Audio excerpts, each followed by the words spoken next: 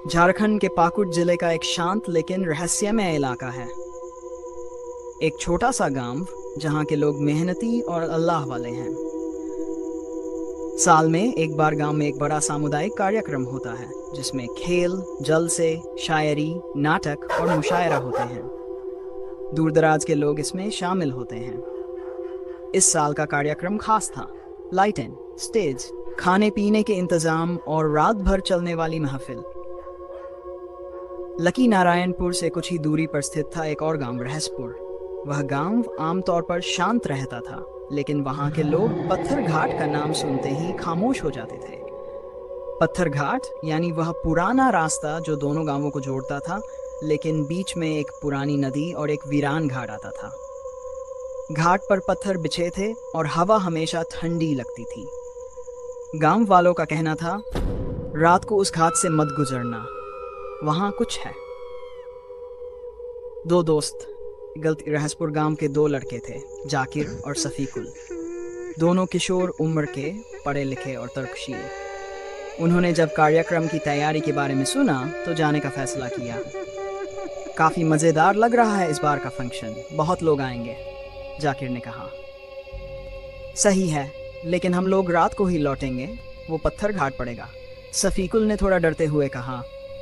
अरे यार, ये सब किस्से हैं, हम लोग पढ़े लिखे हैं, भूत भूत कुछ नहीं होता, जाकिर ने मुस्कुराकर जवाब दिया।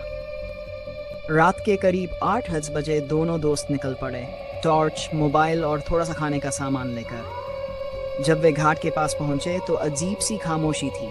आसपास कोई नहीं, नदी धीरे धीरे बह रही थी और एक अजीब सी ठंडी हवा चल रही थी, जैसे किसी ने वहां वक्त रोक दिया हो। पहला एहसास, घाट पार करते समय सफीकुल रुक गया। भाई, कुछ अजीब सा लग रहा है, उसने धीरे से कहा। डर मत, कुछ नहीं है, जाकिर ने कंधा थपथपाया। जैसे ही वे आगे बढ़े, पीछे किसी और के कदमों की आवाज आई। दोनों ने मुड़कर देखा। दोनों ने नजरें मिलाईं और चुपचाप आगे बढ़ गए। फंक्शन की रात। लकी नारायणपुर में फंक्शन पूरे जोश में चल रहा था।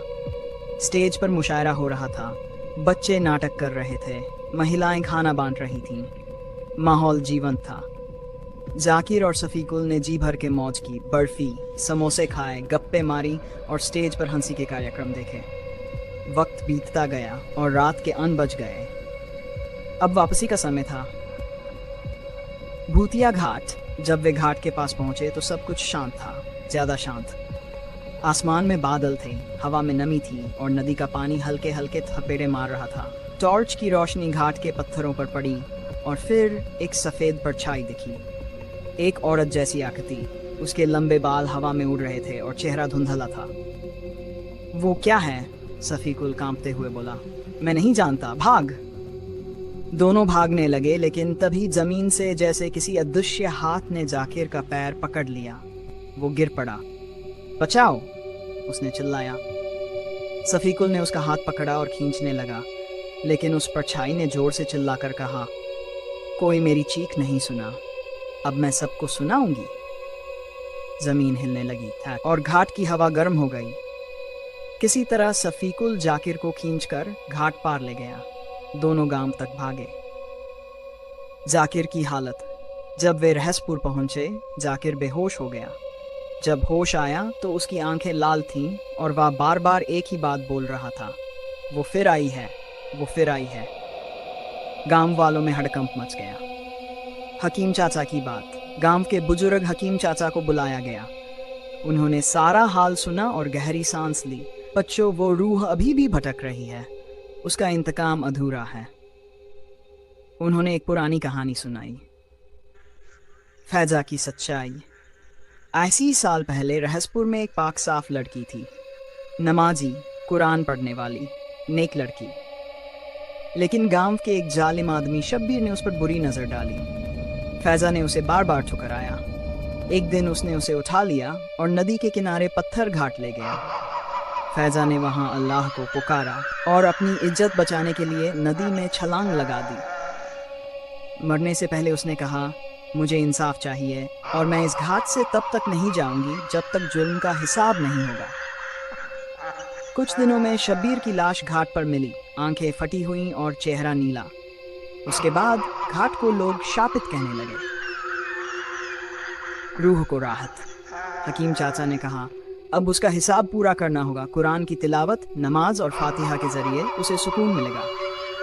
जुमे की रात गांव के लोग घाट पर पहुंचे। वहां उन्होंने सूरह यासीन, आयतुल कुर्सी, सूरह अल इखलास और दुआ पढ़ी। ठंडी हवा चली और घाट पर एक रोशनी दिखी। फैजा की रूह। उसने कहा, अब मुझे राहत मिली, अल्लाह तुम सबको सलामत रखे। फिर वह रूह गायब हो गई। अंतिम शब्द। उस रात के बाद से कोई घटना नहीं हुई। पत्थर घाट अब भी वहीं है, लेकिन अब वह डर का नहीं, इबरत और एहतराम का प्रतीक बन गया है। जुल्म चाहे जितना छुपाया जाए, उसका हिसाब जरूर होता है। हर आत्मा को सुकून चाहिए, वह जिंदा हो या मर चुकी। और रूह को राहत देने का सबसे बड़ा तरीका है दुआ, माफ़ी और इंसाफ।